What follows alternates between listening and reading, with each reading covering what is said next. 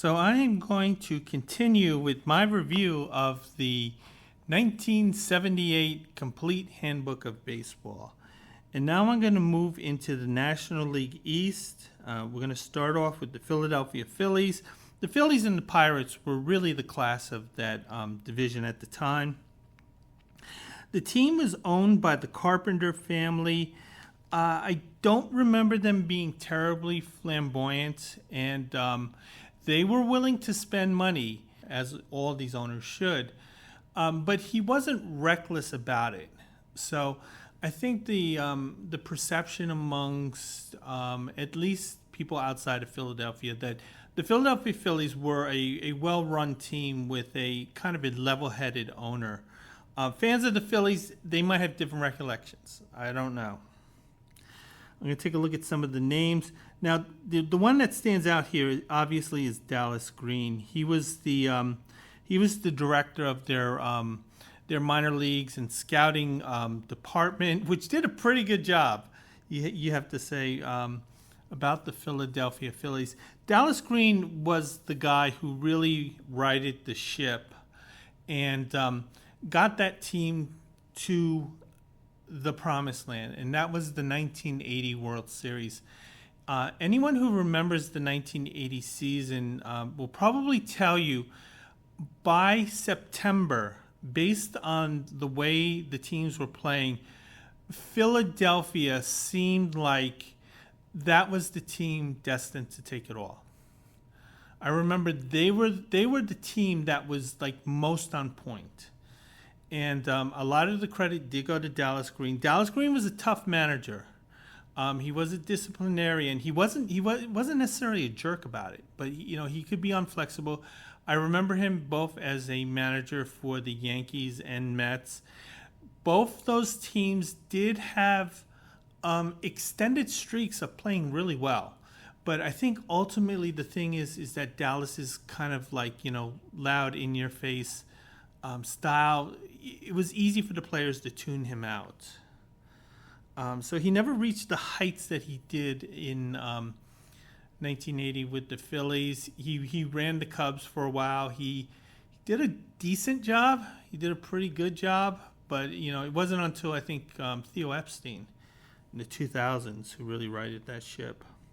They were playing in Veterans Stadium at the time. Veterans Stadium was, again, one of the concrete toilet bowls. Was not as aesthetically displeasing as some of the other ones, because some of those stadiums, like Riverfront, were just eyesores. And the Astrodome was a terrible one, but Veterans Stadium really wasn't a bad park to actually watch visually. There were issues with the AstroTurf because so many of their former players ended up dying of brain cancer. From what I understand, there was an ingredient used in the process of creating AstroTurf that turned out to be a human carcinogen, and it wasn't something that affected all players, thankfully, or all people, but the people who were sensitive to this particular chemical, it was horrific for them. And one of these guys is in here. I guess I'll talk about that a little later. And there were also issues in Montreal too, and so forth. So anyway, I'm going to go into the hitting report. These guys can hit. These guys can hit, period. I saw them beat up on the Mets all the time. There literally was not a soft out in this lineup. You had guys who were, Mike Schmidt and going down, and Schmidt at this point wasn't even at his peak levels.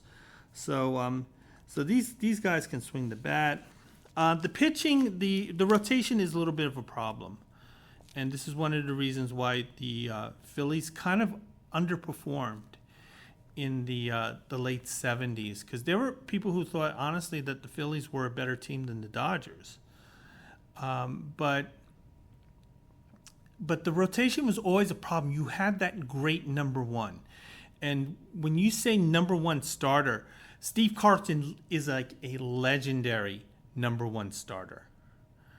And after Carlton, the rest of the rotation at this time was a little soft. They had some guys with some talent and some veterans who still had some gas in the tank.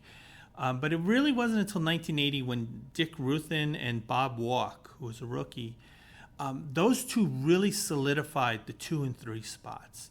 And that was just so great for Carlton and for the rest of the team, because then they had a fairly deep rotation. And then, of course, you had the bullpen with Tug. And it was, 1980 was, it was a great year if you were a Phillies fan. I was watching them as a Met fan, though. And the fielding, for the most part, these guys can catch the ball. They really had some amazing gloves. The one weakness, and there was a weakness in terms of the glove work, was in left field with Greg Lizinski. But the thing is, they had guys who could cover for Lizinski. They had one guy, Gary Maddox. He would cover for Lizinski, and then Bake McBride would kind of pick up what Gary Maddox couldn't do, because as great as he was as a fielder, he couldn't cover the entire field. And Bake was really good himself.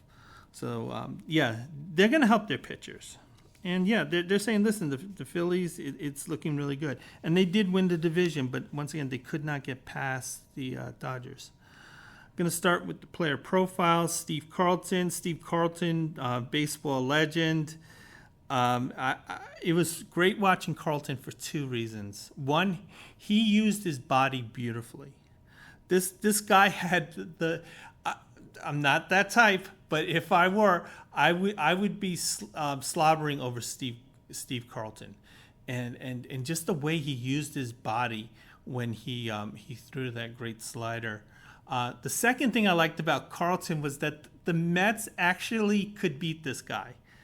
Carlton was death on every other team except for the Mets. For some reason, the Mets could beat him in ways that other teams couldn't. In fact, Carlton had one of his greatest games ever when he struck out 19 players in a 9-inning game, but he did it against the Mets, and he lost that game.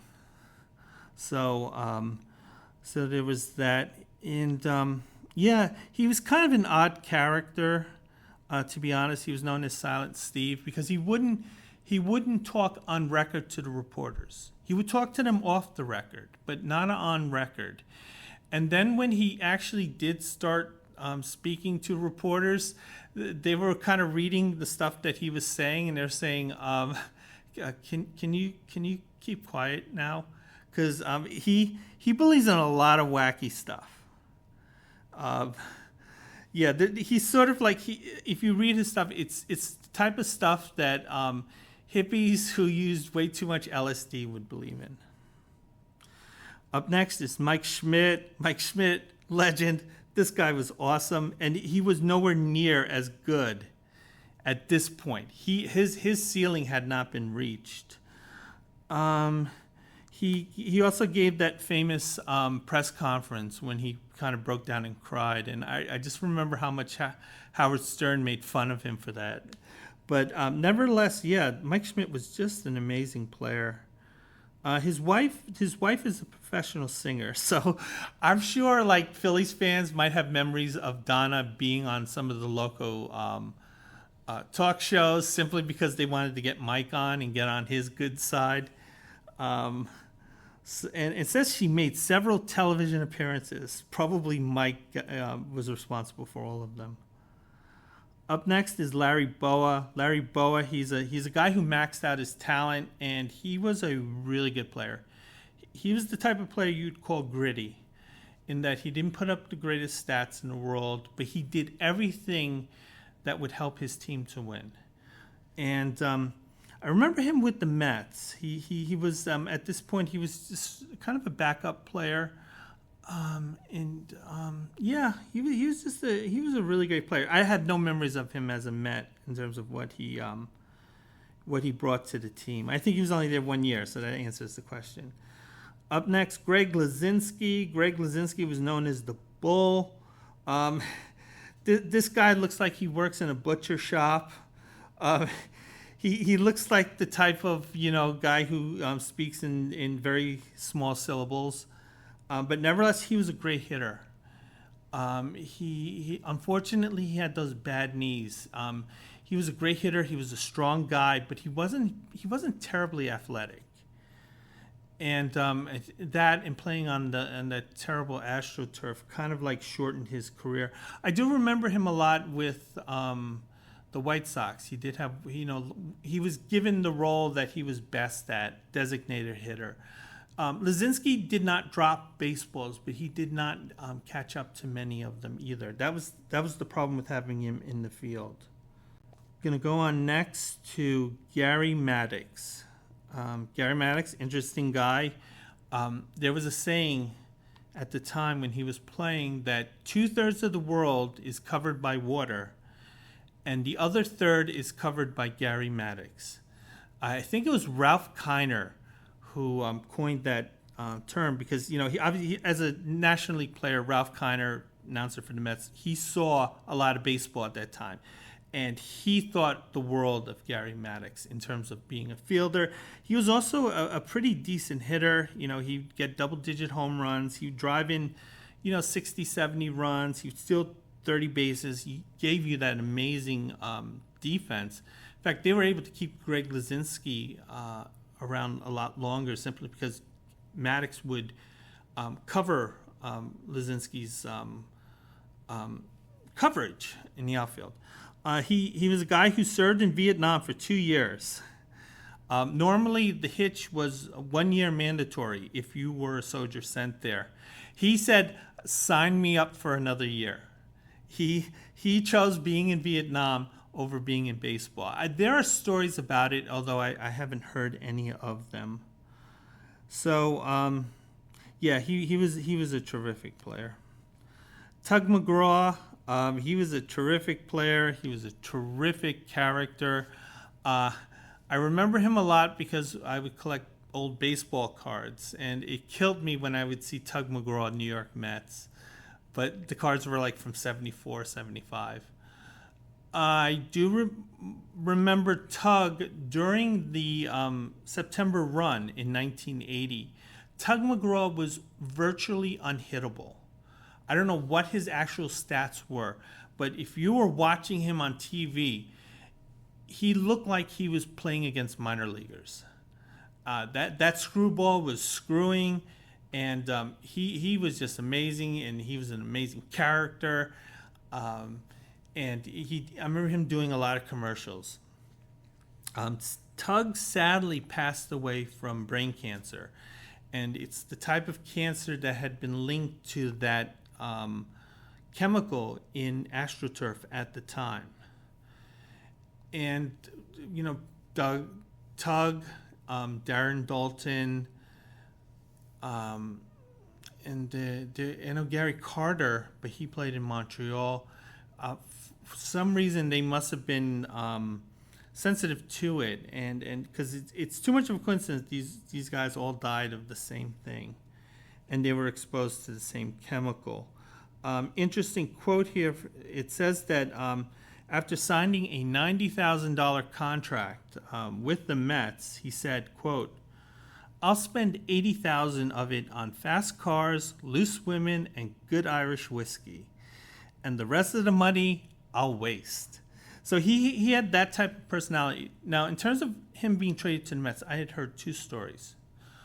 One story was that after the 1974 season, the Mets weren't happy with his performance, and looking at these numbers, yeah, I can see. And he was traded to Philadelphia. And apparently the Philadelphia medical staff had found a cyst that was under a muscle on Tug's throwing arm. They had the cyst removed, and then Tug immediately returns to form. So the Mets may have overlooked that medical issue in their beliefs about Tug's future. Another one, and it kind of relates to this quote, was that Tug liked the ladies too much. And that's how Tim came about. Tim was a one-nighter for Tug.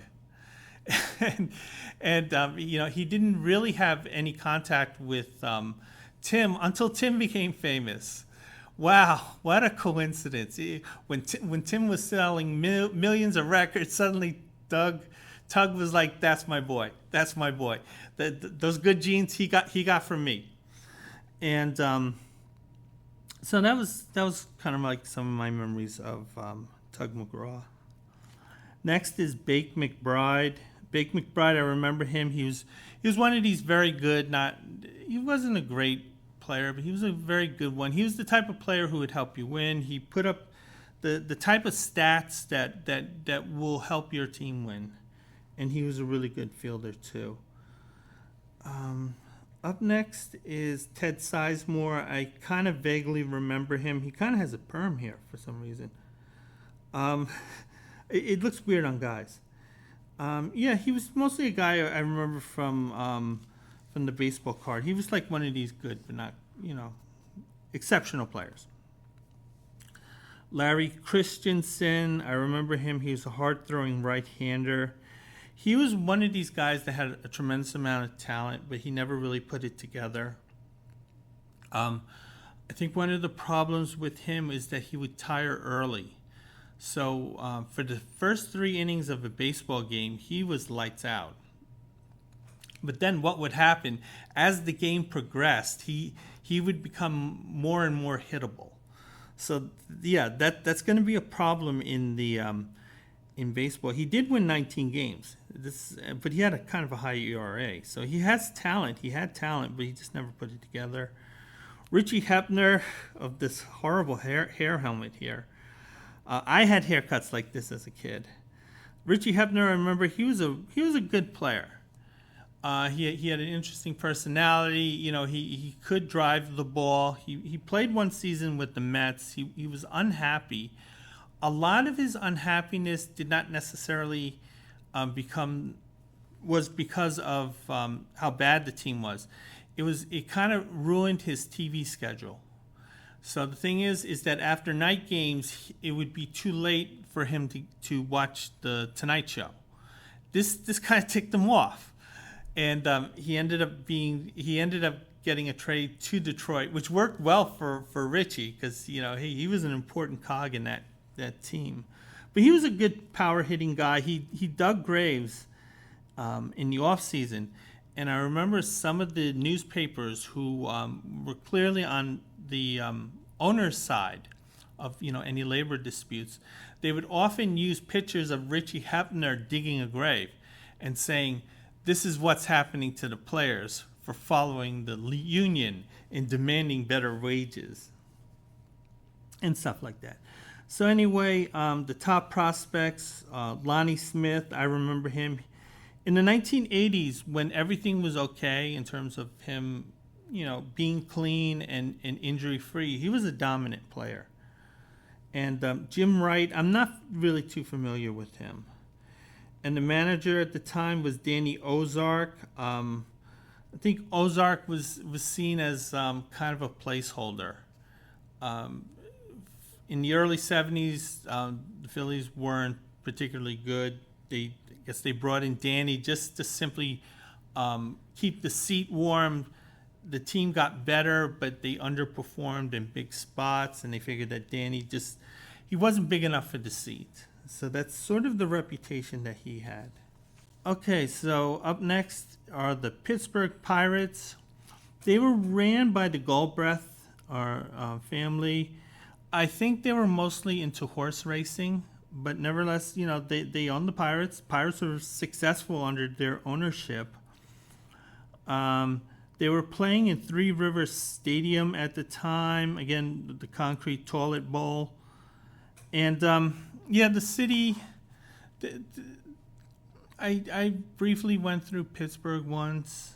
It was fine. There are issues with the fan base, and I guess I'll talk about them when I get to Dave Parker here. So anyway, the hitting. These guys can hit.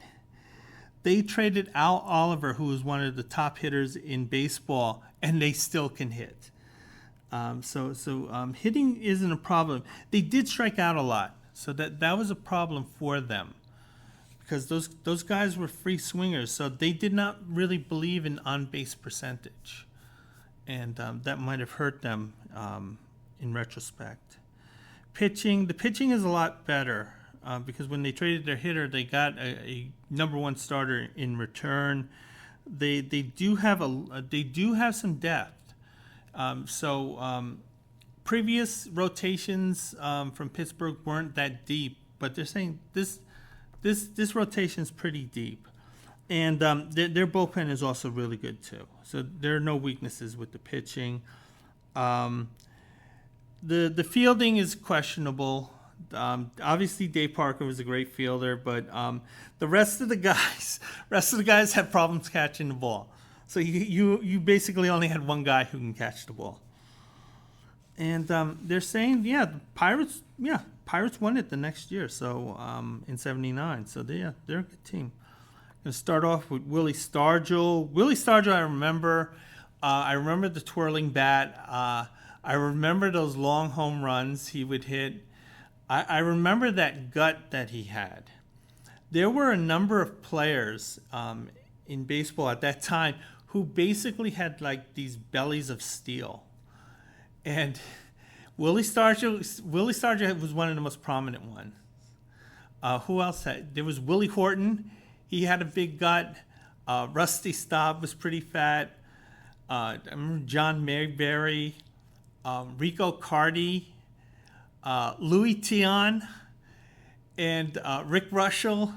There were a lot of porky guys playing in Major League Baseball, and most of those guys I named were damn good.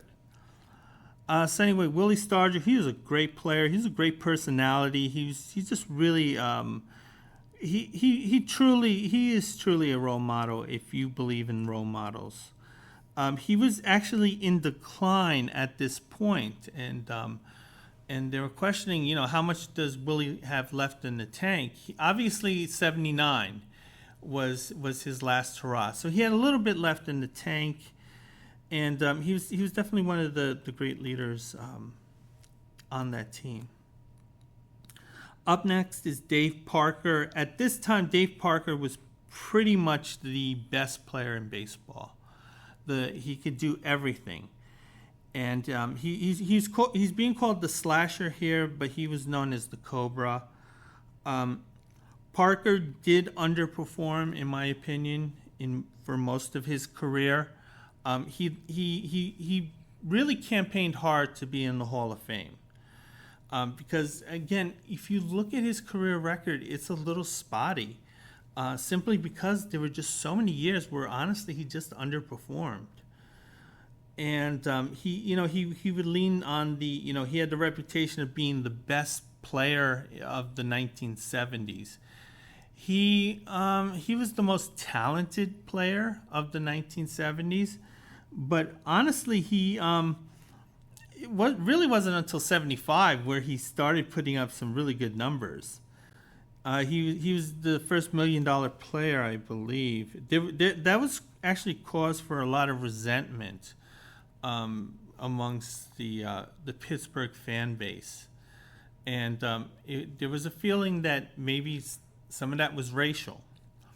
The Pirate sports fan base sort of had that reputation. In the early '80s, one of the scouts for Pittsburgh, the Pittsburgh organization, said that. He said that this team, which is one of the best teams in baseball, isn't drawing because there are too many black players. And when I talk about a player named Jason Thompson, I'll go into that more. And there was an ugly incident where I think a fan had thrown a battery at Dave Parker. So it was getting kind of violent for Dave. Burt Blaulevin, top player. He was also another player I think campaigned his way into the Hall of Fame. He was a broadcaster. He had a good personality, and he was the number one guy saying that Burt Blaulevin should be in the Hall of Fame. My thing is that if the player is the number one advocate for him to be in the Hall of Fame, he's campaigning for that. And he wasn't the only one. Phil Rizzuto was another one who I think successfully campaigned himself into the Hall of Fame. Don Sutton was another one. It's not to say that none of these guys were deserving or they weren't great, but it wasn't a no-brainer choice with these guys also. So anyway, Bert Blyleven, again, he put up really good stats, but again, people looked at him and felt that he was underperforming. He kind of had a strange sense of humor. One of the things is that when I think the Minnesota Twins had a baseball camp, Bert was there to offer whatever instruction I had done in baseball camp, and Bert had brought along some chewing tobacco, and he was handing it to these 10-year-old kids like he was Buttermaker in the Bad News Bears. So that was kind of funny. Another incident was a pitcher for LA, Dave Stewart, who gained fame in Oakland. He got arrested for soliciting a transvestite. Very embarrassing situation for Dave and so forth. Bert thought it was hilarious. He thought it was absolutely hilarious. And he told people that the next time he faces Dave Stewart, he's going to go out in a dress. So that's the sort of humor that Bert had. He had a great curveball. That was his signature thing. And the thing is, he pitched a long time throwing a pitch that puts a lot of pressure on the arm. Next is John Candelaria. He was known as the Candy Man. At this time, John Candelaria seemed like a Hall of Famer. He was terrific. I saw that no-hitter that he threw in '76. He was a native New Yorker. I know he played for both the Mets and the Yankees. He kind of had a shaky tenure. He first came to the Mets, I think, for a pennant run. Mets didn't win the pennant that year, but I remember Candelaria pitched pretty well. He pitched well enough that Met fans were kind of hoping, hey, do you want to come back? Because he was a free agent. And it was a bit of a comeback for him. He signed with the Yankees. He actually did put up some pretty good numbers. He did pitch well for a little while, but then he kind of just sort of withdrew into himself, and he wasn't emotionally there, and he just sort of kind of walked away from the game. And I remember a lot of reporters were very angry with him. I think management was angry with him because, like I said, he was actually pitching well. But nevertheless, he sort of had these issues that would follow him, even though he seems like a decent guy. Next is Bill Robinson. I remember him. He was sort of one of these, sluggers who would get into these grooves and produce really good numbers, but he wasn't like really that consistent. And it looks like he was a long time developing. Like they knew he had talent, but it took him a while to put it together. Rennie Stennett, I remember him mostly from the baseball cards. Again, he was a good hitter. He did all the little things. He wasn't a guy who struck out a lot, so he was on base for Pittsburgh. Frank Travaris, I do remember him. I actually remember him mostly as a Met. He was very frustrating as a Met. He made amazing plays. He made Ozzie Smith quality plays in the field, but he would botch the easiest ones. And he botched those too many times for his baseball career to continue, because he actually wasn't a bad hitter, and he could steal a lot of bases. But nevertheless, as exciting and good as he could be, he just sort of like he just blundered his way out of baseball.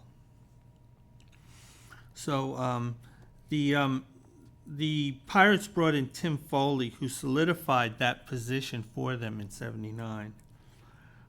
Next is Bruce Keeson. He's a really good-looking guy, I have to say.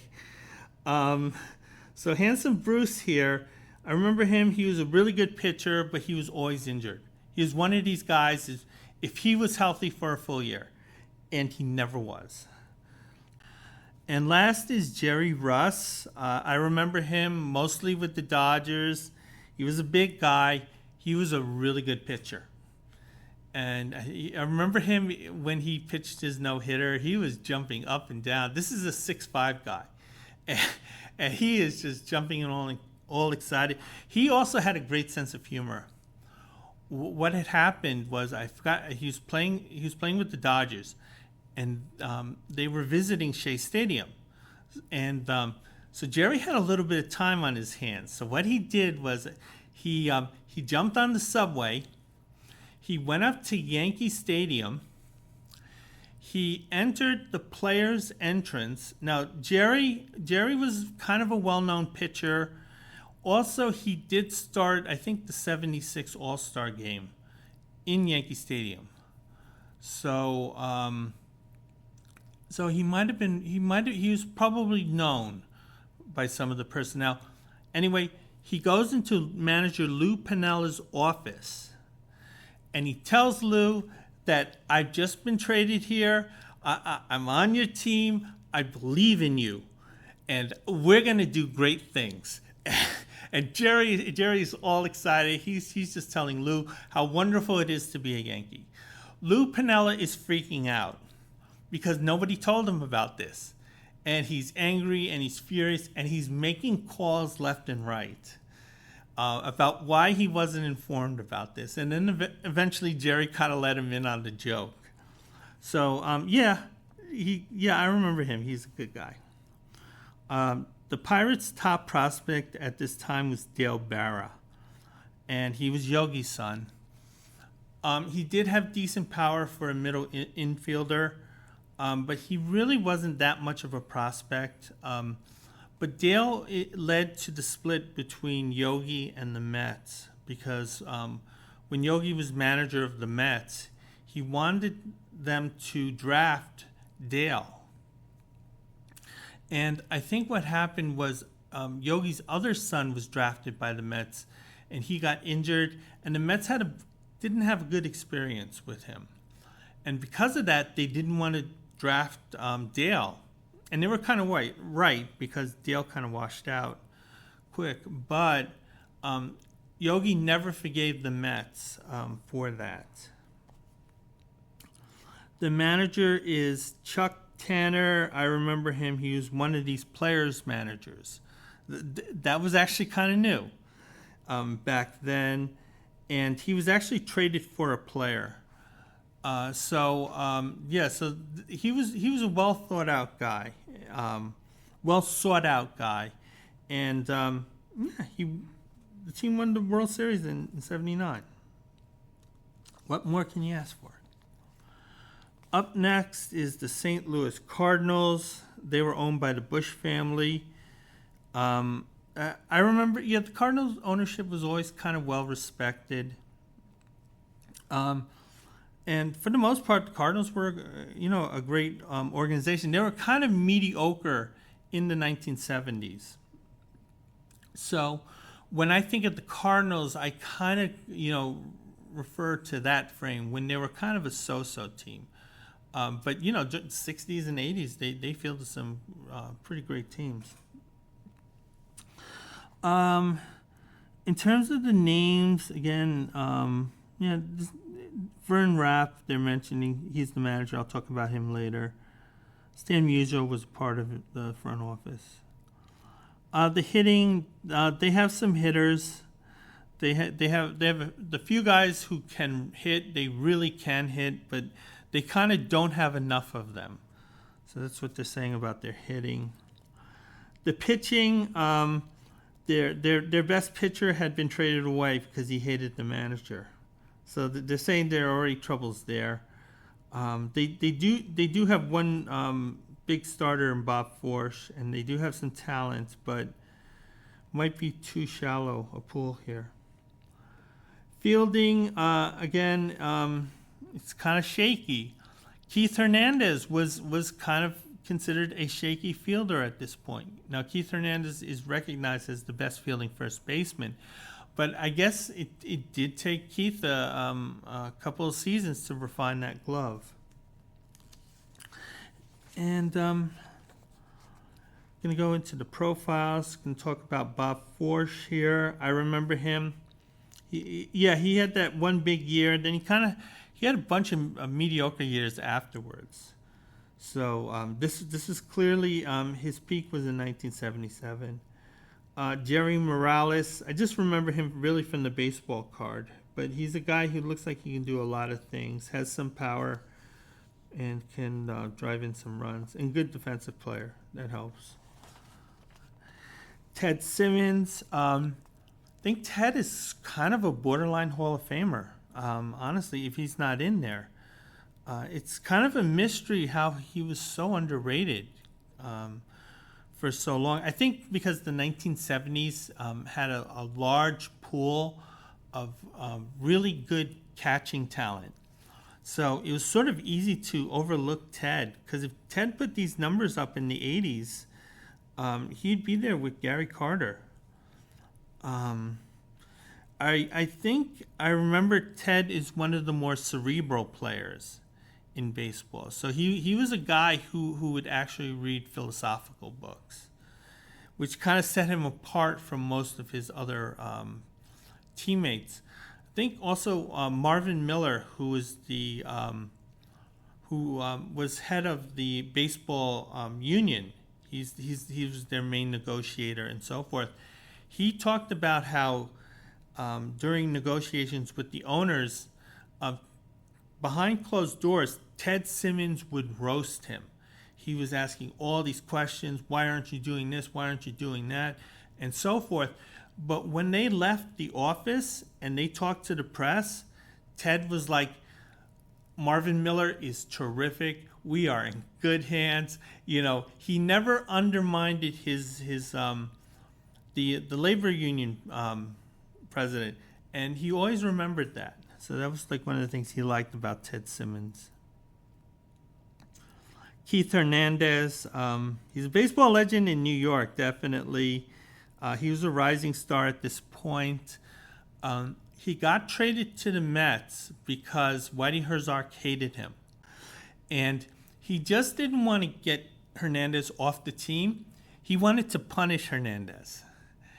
And to Whitey Herzog, the worst thing he can do to a baseball player is to trade him to the Mets. Herzog was in charge of player personnel for the Mets. And when Gil Hodges passed away, Herzog wanted to be the manager. He made it clear, listen, look at all these great players that I brought in that you guys are going to trade away for nothing. But nevertheless, I brought in these guys. I know what I'm doing. I know I can manage this team, because I brought a lot of these guys up in the minor leagues. Met management decided they wanted Yogi Berra because of the public relations angle.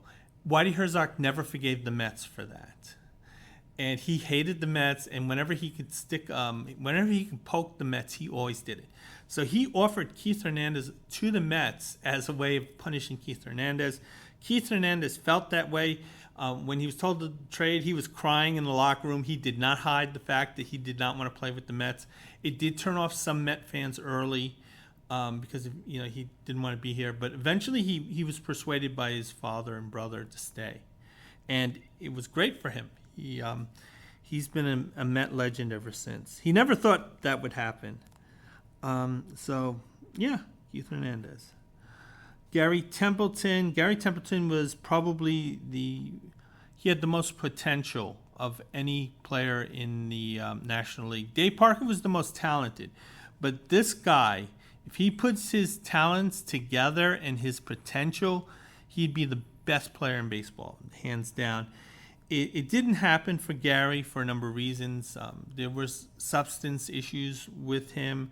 There was injuries. There was also the fact that he was his hitting was greatly helped by the AstroTurf.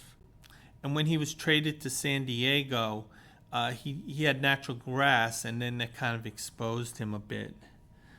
And but nevertheless, everything looked good for Gary at this point.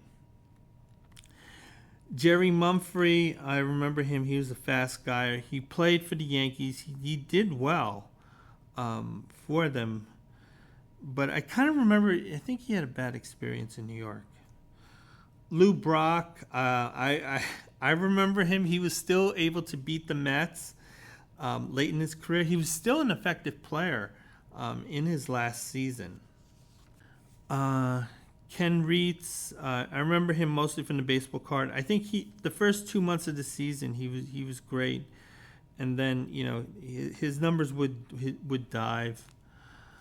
John Denny, he was a talented pitcher.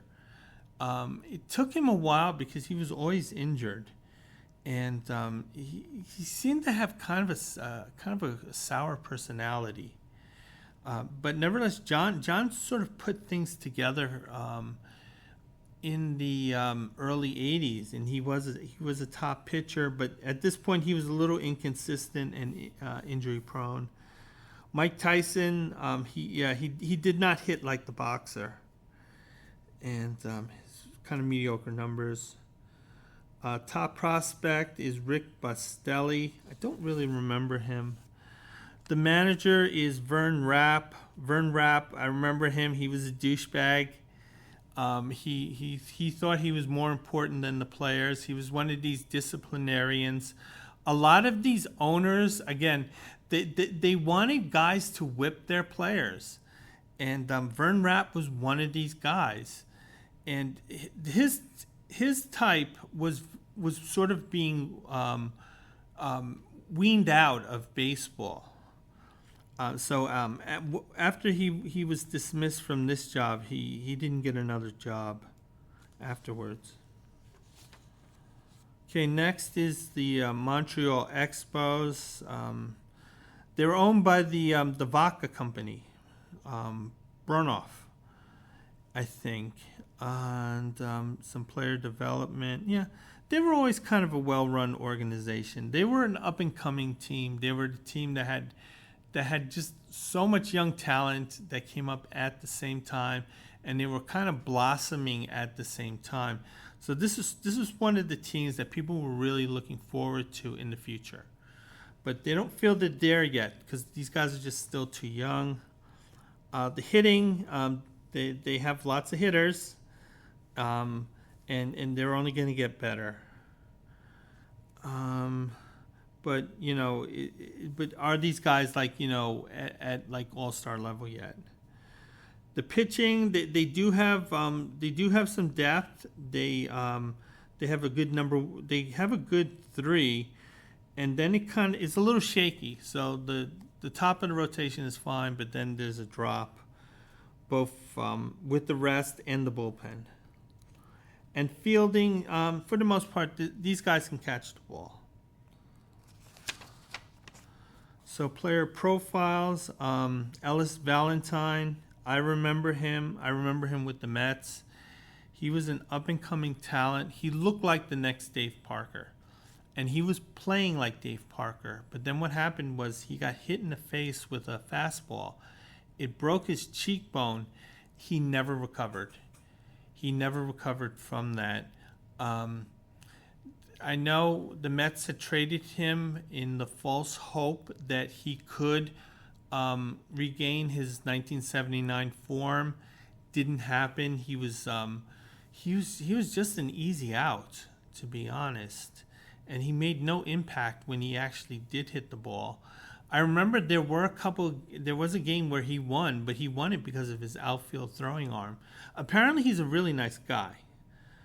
That's what people who know him have said. But yeah, he's one of the great what ifs. Rudy May.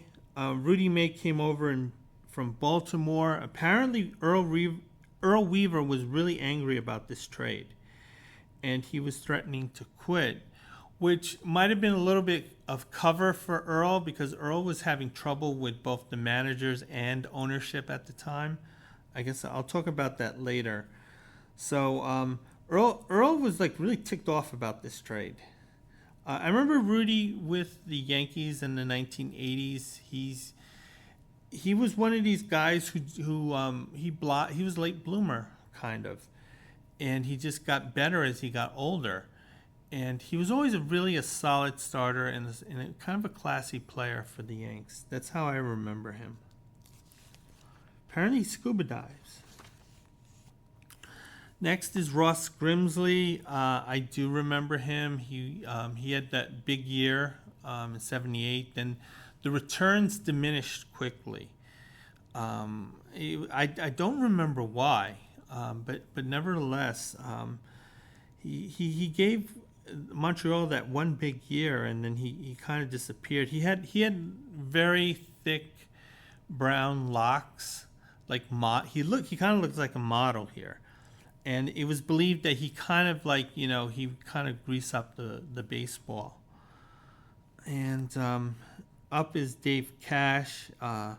Dave Cash is a guy I remember. He's one of these guys I would look at, and I would say, how come people don't talk about him more? He seemed like one of these guys who he did everything right, but he was sort of like, just kind of easily forgotten by both the fans and ownership. Next is Tony Perez. Tony Perez had just been traded to Montreal. He had a really good year for them. I still remember him being an effective hitter, although he was not what he was in Cincinnati. But in 1980, he had the one big comeback year, and then that was sort of his last hurrah. But I just remember him just being a very good hitter. Gary Carter, Hall of Famer. I remember him as a Met. I was so excited when the Mets got him in that trade. He was a great character. He had issues with his teammates, both in Montreal and in New York, in that he was kind of viewed as a little bit of a phony. And he just seemed to have a little bit of trouble connecting with people, even though, for the most part, he seemed like a decent guy. And I think that's the issue that people had with Carter. He seemed like kind of like a pick-me opportunist. But he was a great player. Next is Warren Cromartie. I remember him. He was a good contact hitter. He didn't really drive the ball.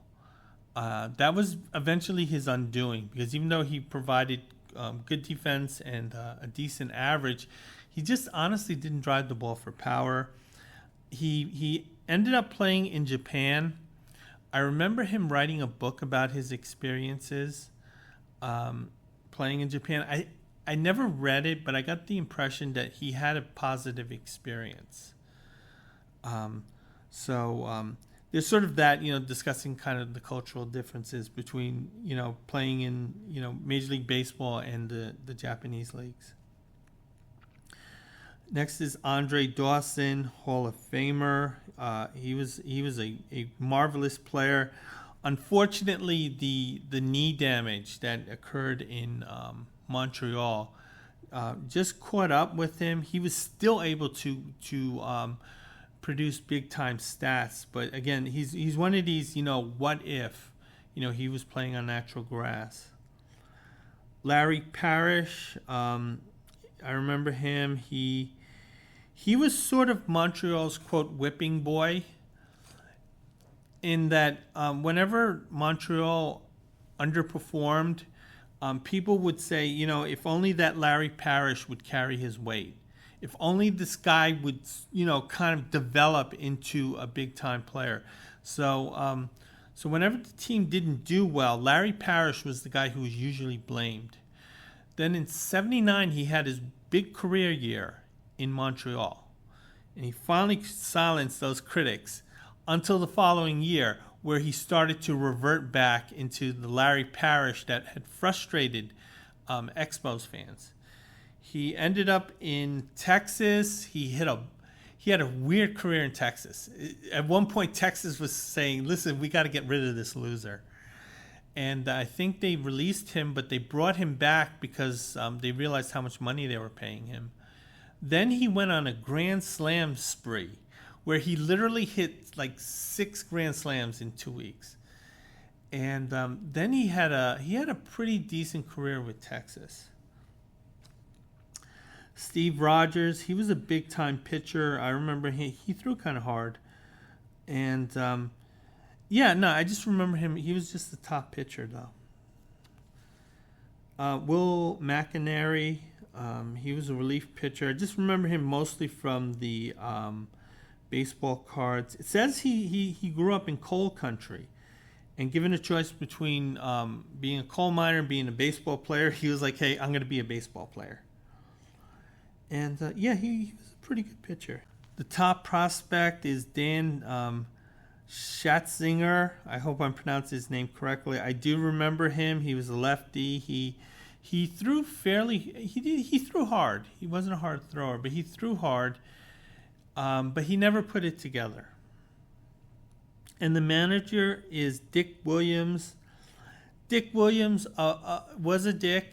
He was a huge dick. Of all the a-hole managers, he was the biggest. Dick Williams was a complete jackass, a complete jerk. And if you were an owner who wanted to see their players whipped, you hired Dick Williams. But nevertheless, Dick Williams had a great track record as a manager. There was really only one place he failed. But so his employment was in demand. George Steinbrenner always wanted Dick Williams to be his manager. And for one reason or another, that deal was never able to happen. So that was sort of the one thing that George Steinbrenner really wanted, and it just didn't happen. Sparky Lau wrote about what a asshole Dick Williams was. I didn't talk about the Expos stadium. Okay, so they played in Olympic Stadium. That was a crappy place to play. I suspect that the reason why Montreal underperformed all those years, and they had years where they had really good teams, was because of those kind of rainy, cold Septembers that happened in Montreal, and that horrible field with its horrible AstroTurf and just an eyesore. And I remember it was supposed to be domed. It wasn't because of the cost overruns. But the thing was, there was a huge crane that was set to put the dome there. They kept the crane. So this crane was kind of an object of interest to the Met announcers, because whenever the Mets played Montreal, they always talked about that crane there. Okay, so now I'm going to go to the Chicago Cubs. They were owned by the Wrigley family at this time. The front office, they were kind of, melandering, whatever. It was very uninspiring at this time. But the Cubs did have a few players. The hitting report is they do have a few guys who can hit here. And the thing is, it doesn't look like they have enough of them. Pitching, they do have a couple of guys in that rotation. But they don't think it's deep enough to help them in the long run. Fielding, it's a problem. One of their top hitters is also one of the worst fielders in baseball, no matter what position you put him in. So it's going to be an adventure. They're going to end up screwing themselves. That's how bad their fielding is. So I'm going to go into the Cub profiles. Bobby Mertzer. He was still one of the top hitters in baseball, though he was much lower on the list at this point. He was the guy who was likened to being the next Mickey Mantle. And he certainly had the same skill set as Mickey Mantle, but he did not produce the numbers that Mickey Mantle did, even though he got paid more than Mickey Mantle, which was a problem for George Steinbrenner. He hated that about Bobby Mertzer. But nevertheless, he was a very good player. Bobby did have a redemption with the Yankees his second time around. He was traded back to the Yankees in 79. He was kind of a fourth outfielder.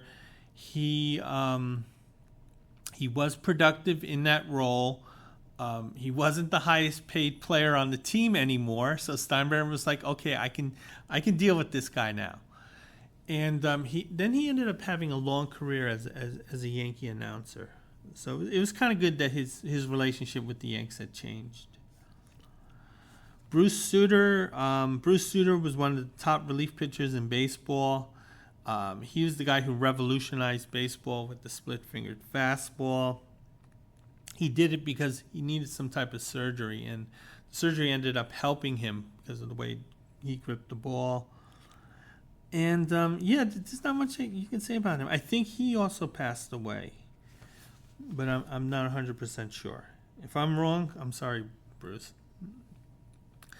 Next is Manny Trio. He was an above average hitting second baseman. And that's pretty much what I remember. I remember him with the Phillies in 1980. Rick Russell, I remember him. He was the guy. He was one of these guys that had a gut, and he looked flabby as anything. He looked like maybe your high school English teacher, but nevertheless, Rick was a top pitcher. I remember seeing him a lot when he played against the Mets.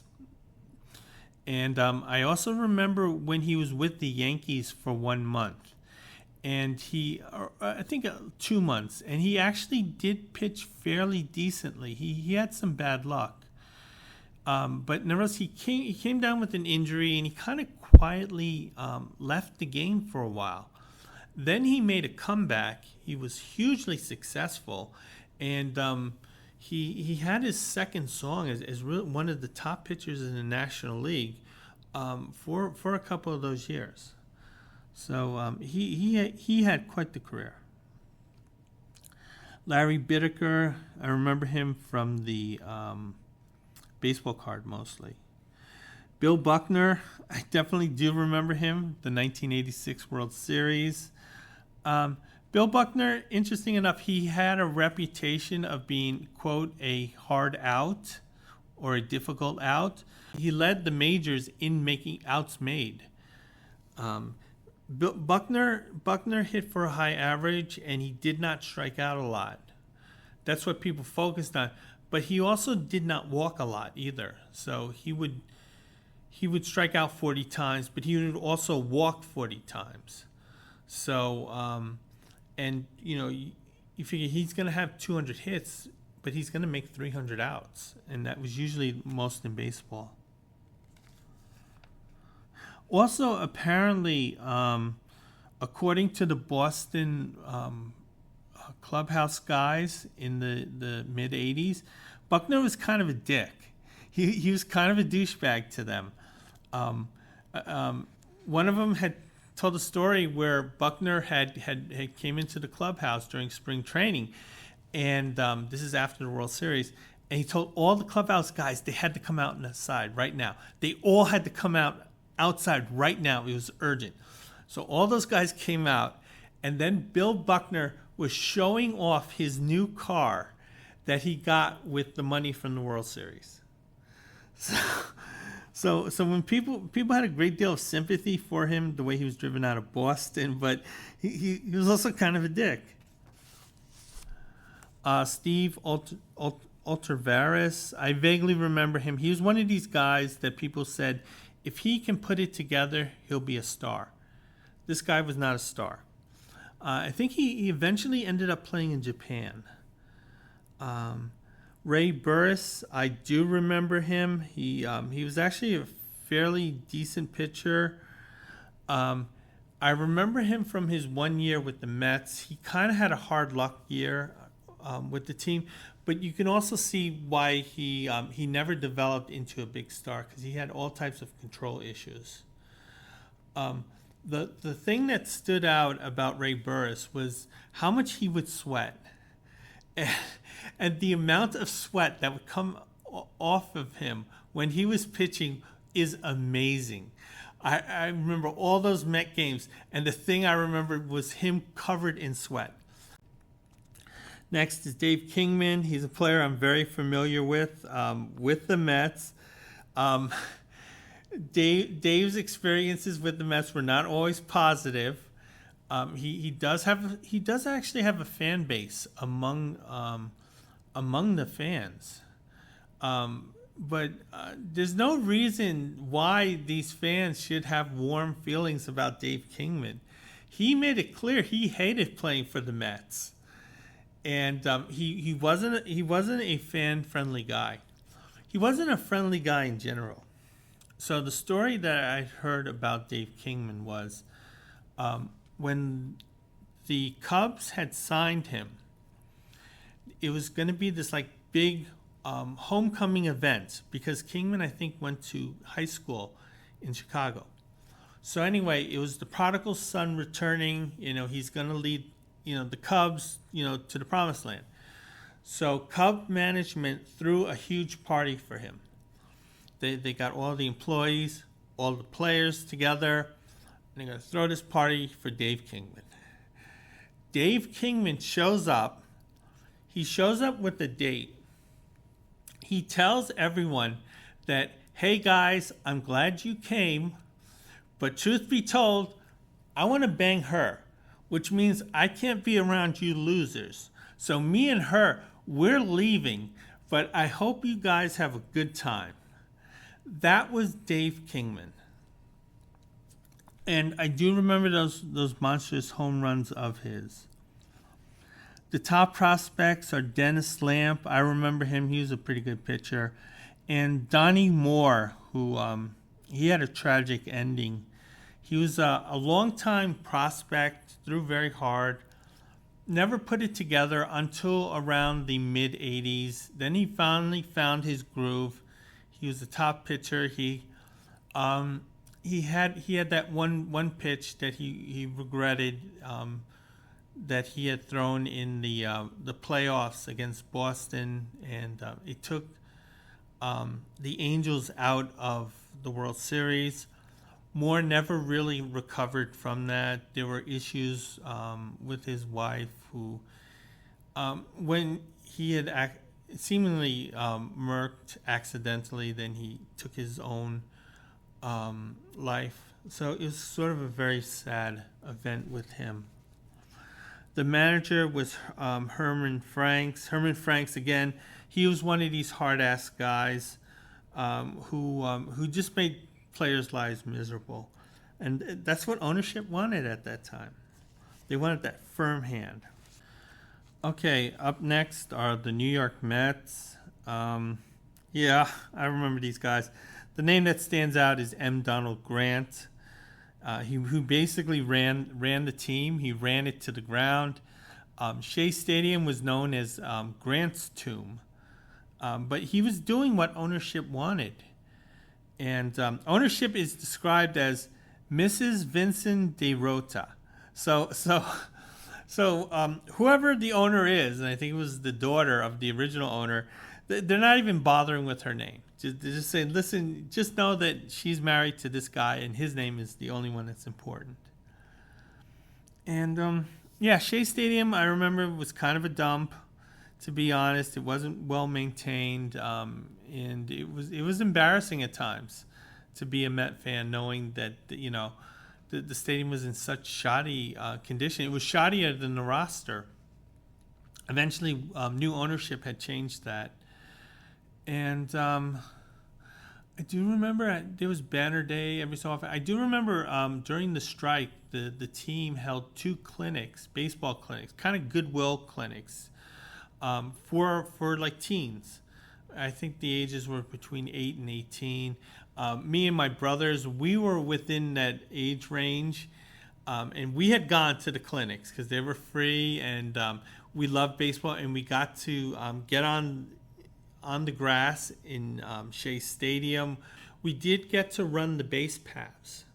And Bobby Valentine was yelling at us because rather than doing it professionally one after the other, we were just little kids and we just were running as a group. And he was furious about that. Tommy Holmes was there. Tommy Holmes was a batting champion in the 1940s, and he was the guy who held the NL hitting streak. And he was a longtime employee with the Mets. And I remember he had this specialized bat with a whistle in it, and it can measure how quickly you can swing a baseball bat. And he said that Joe Youngblood swung that bat the hardest of anyone. Joe Young was kind of a mediocre player, so having a quick bat did not necessarily mean you were making good contact. And also at the clinic, we were given soda and hot dogs. The hot dogs were cold and the soda was warm, which is what you expect at a baseball game. Okay, so the hitting is, these guys can't hit. This lineup was terrible. To be honest, the 78 team at least had Willie Montañez kind of driving in 90 runs, but that was about it. Pitching, it may not be as bad as the hitting, but a lot of talent is gone. One guy that they are mentioning is Jackson Todd. I remember Jackson Todd. They're saying that he did not like overwhelm anyone, and I remember he wasn't that impressive. But it turned out the poor guy was dying of cancer, and he ended up passing away from it a year later. So that kind of explains why he didn't work out. And the fielding is these guys are gonna have problems catching the ball, although they have a couple of decent fielders. And I'm gonna go into it. The first profile is Steve Henderson. I remember him. He was known as Hendu, and he looked like he was going to be a player that was going to work out nicely. He almost won Rookie of the Year, even though he came up missing the first couple of months. But nevertheless, he looked like he was going to be a hitter. But unfortunately, with Steve, it was diminishing returns every year. And eventually, he ended up being traded. He was a guy that was known as being country. He was country to the core. He would say stuff like, "I likes to hit," and the whole thing about not understanding that perspiring and sweating are the same thing. Next is Willie Montañez. I remember him. He did provide the Mets with a decent bat his 1 year here. When he was traded to the Mets, he said he was thankful to leave Atlanta because Atlanta's losers. So he didn't want to play for a loser. I think what had happened was someone told Willie that he was being traded to the Yankees. And then he said those comments in the papers. And I think, I was sent to the Mets. Lee Mazzilli, see, he was a really good-looking guy. If you were a woman, young woman in the mid-'70s, you had posters of Jim Palmer, Carlton Fisk, and Lee Mazzilli. Those are the three guys you would see. They would have posters of them. Lee, too much pressure was put on him, to be honest, and that really was his downfall. His first stint with the Mets. Fortunately he was able to return and win a World Series with the team, because he was a closest thing to a star on the New York Mets during the worst of those years. I heard he can also be kind of a dick, but that's not the persona that we saw back then.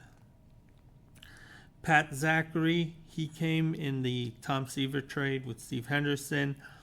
He actually was pitching pretty well in 77, and in 78, he was on pace to win 20 games. He was slowing down a little, but the thing was, he was going to have a big year in 78, and it looked like maybe the Mets can say, hey, we didn't get fleeced in the Tom Seaver trade. But what had happened was Pete Rose went on a huge hitting streak. And the game in which he could break the National League hitting record, the streak, which was held by Mets employee Tommy Holmes, was at Chase Stadium. And it was when Pat Zachary was pitching. Pat Zachary wanted to show up the Cincinnati Reds because he wasn't happy that they traded him. And he wanted to show Cincinnati Reds what you missed. But what had happened was that Pete Rose was able to hit a solid single off of him. Pat Zachary was angry about this. He was so angry that he kicked the dugout step, which was made of concrete. This caused him to break his toe, and he missed the entire year after that. That tells you everything about Pat Zachary's tenure in New York. He would have moments of pitching really well, but he would always get injured. He could also be a little shaky. Like he'll pitch 2 months really well, then 2 months he'll pitch not so well. He also seemed kind of a nervous Nelly because I think he did kind of throw up a couple of times after baseball games. Tim Foley, he was a guy who was with the Mets originally. Then he was traded as part of the Ken Singleton Rusty Staub deal that sent Ken Singleton to Montreal.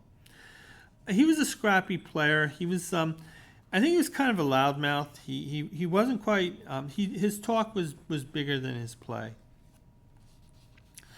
John Stearns, he's much more beloved figure among Mets fans, although he was kind of the same too. His play wasn't as big as his mouth. He did show some decent power early in his career. He also could steal a lot of bases. And in '78, he stole more bases than any other catcher in baseball history, which was huge. The 1978 Mets did not have much to be proud of.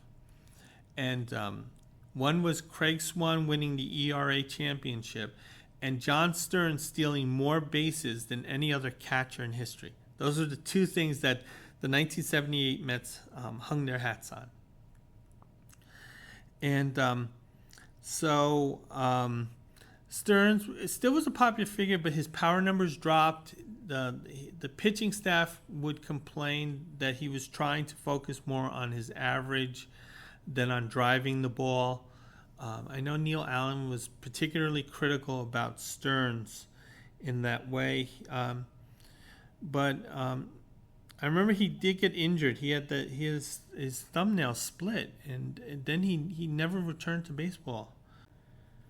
And I'm going to talk about Jerry Koosman next. I remember Koosman. He still threw hard. He was losing games left and right, but it really wasn't his fault at this time. He ended up helping the Mets because when they traded him mercifully to Minnesota, the Mets got back Jesse Orosco.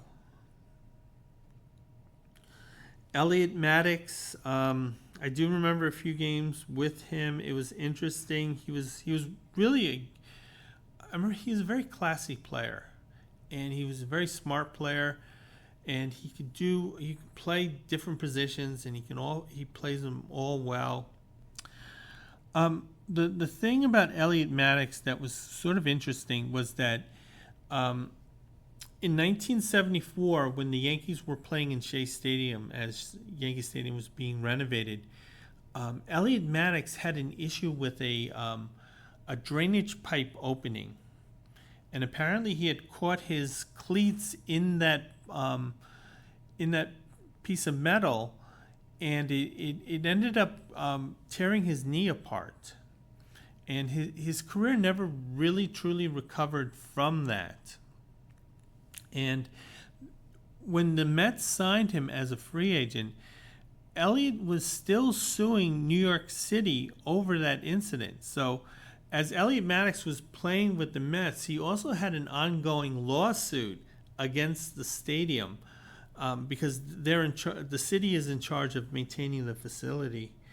I don't know what was happening with that suit, but he does mention he was a soft-spoken guy, but he would speak his mind. He would stand up to his manager.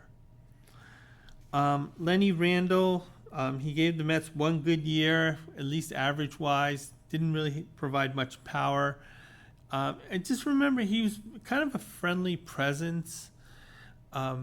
When Italy tried to introduce baseball to the country, Lenny Randle was the best overseas import that they were able to get. And Lenny did play a year in the Italian Baseball League, and he was really popular. I think he even cut a record and he was just really known as kind of like a really friendly guy. There was also another incident where he was well known, where there was a soft ground ball, and Randall started blowing on the ball so that the ball went into foul territory, and he tried to play it off as, look, it's an out, but it was ruled against him. But it made for a lot of highlight reels. He also belted his manager, so if he's mad, he's really mad. Mike Vail, I remember him. He has this kind of an androgynous look to him, because I remember there were a lot of female celebrities like Dorothy Hamill, who had a similar haircut to what he had. He kind of had a hair helmet. Mike Vail was the guy who fooled the Mets into thinking they could trade Rusty Staub, because the thing is that they wanted to trade Rusty Staub because they feared, what they would have to pay him, and they were thinking that Mike Vail could make up for his production, because when he was a rookie, he had a 25-game hitting streak, and that was sort of his claim to fame. And he did play in the major leagues for quite a few years, but he was always like your fourth outfielder. The one story I do recall about him was that when he was traded to Cleveland, his first day, he said, "I want a raise." Cleveland's front office said, "You hit 300 for us, we'll give you a raise." So in Mike Vail's first game as an Indian, he went 1 for 3. Then he went back to Cleveland's front office and he said, "Listen, I'm hitting 333 for you guys. I want a raise." So that was kind of what Mike Vail was. Craig Swan, I remember him. He was a hard-throwing guy. He was a really good pitcher for the Mets. I think the Mets sort of soured on him because they felt that he wasn't the most diligent guy in terms of conditioning. I think the Mets had issues with his conditioning because he had the really bad arm injury, which is a bad one, and he actually did come back from it to be an effective pitcher. But I think management always felt that he could have worked a little harder, for his contract, and because of that, a lot of the sports writers would kind of whip on Craig Swan. I do remember when he won the ERA championship. It was a game. It wasn't televised, so I was listening to it on the radio, and the Met announcers were all happy about it because there was some sort of countdown where he had the required innings, but he also needed these other pitchers to not do well in their games. Top prospects are Dan Norman. He came over in Tom Seaver trade. He looked the part, but he wasn't the part. From the games that I remember from him, 2 things stood out. 1, he had his socks really high. And 2, he would just wildly swing at everything. It did not matter. He just swung at it. And he was not made for Major League Baseball. The next one is Roy Jackson. I remember him as a Met. His best game as a Met also wasn't on TV because I was following it on the radio. And it was really great because he struck out 15 Reds. This was his career game. And it was just fun the way they were counting down and how excited they were about this because he was finally showing the potential they thought he had. He wasn't made for starting pitching. He went in the bullpen. He was a little erratic in that he would pitch the first inning really well, but then the second inning he would become a bit more hittable. So I was always thinking, why doesn't Joe Torre just pitch him 1 inning, and he'll be great in that. And eventually that became the style, and Roy Jackson did have a fairly good career as the setup man. The managers, Joe Torre, I remember him. No one thought he was a genius when he was managing the Mets. And there were issues with Joe Torre with the fan base because there was a split on Lee Mazzilli. Some fans were really felt that maybe the Mets should move on from Lee Mazzilli. That it's not helping the team, it's not helping him, and they should just give up and try for something else, as if there was something available. And it was felt that Joe Torre kind of favored Lee Mazzilli, maybe at the expense of someone like Joe Youngblood, who a lot of fans felt he should be given the chances that Lee Mazzilli's getting. And those are my memories of Joe Torre as a manager. Then I do have to say, in 1980, for a couple of months, the Mets were playing really well. They were winning games left and right. They looked like a contender. And for one day, in the middle of the season, the Mets were at 500. This was huge for us Met fans, and we were dreaming that, hey, maybe if they win the game, they'll be over 500. While the season is like, there's still a lot to play.